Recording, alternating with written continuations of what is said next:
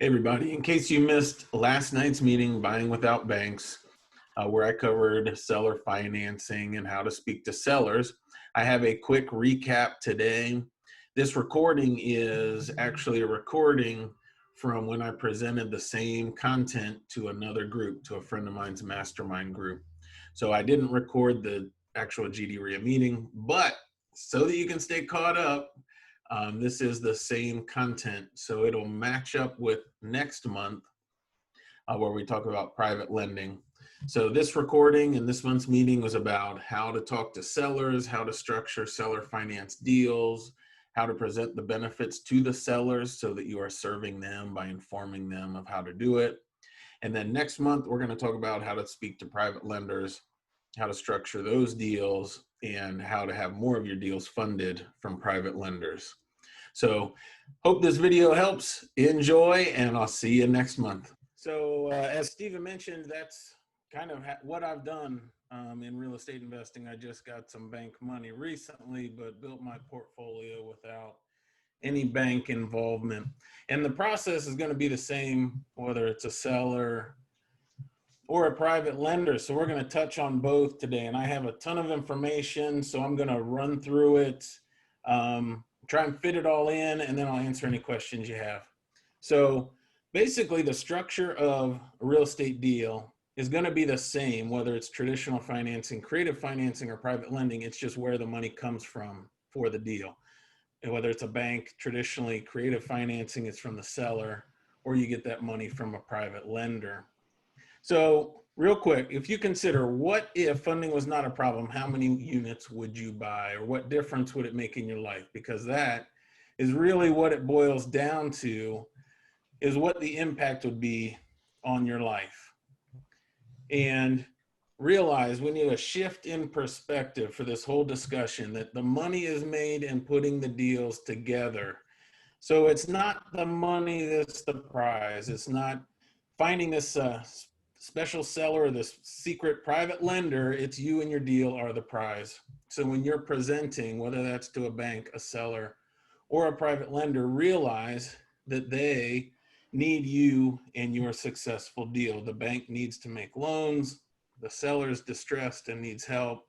That private lender has money. They need to earn a return on it. And so key concept, this whole discussion today is going to revolve around the idea of helping others, serving other people. So Zig Ziglar famously said, you can get everything in life you want if you just help enough other people get what they want.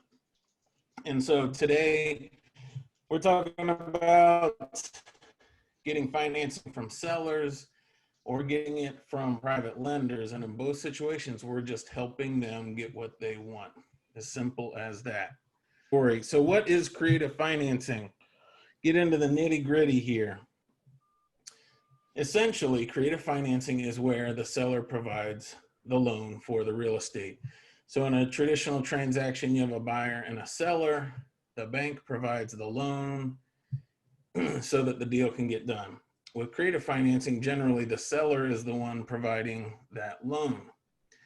There are a bunch of types, and I'm not going to, due to time, I'm not going to try to get real deep into each type of creative financing. I'm going to focus more on how you talk to the sellers and how you talk to your lenders, how you specifically ask them for money, because all of that is essentially the same. The contract you use or the structure you use doesn't much matter.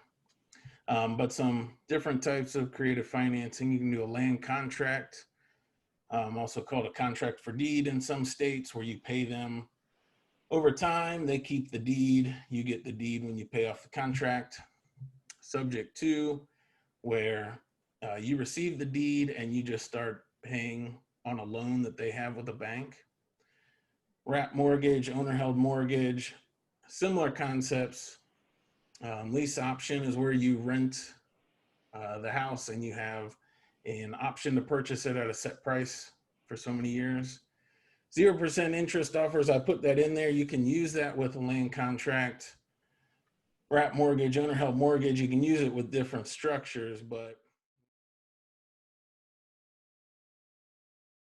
Greater Dayton REIA is a great source of information for real estate investors.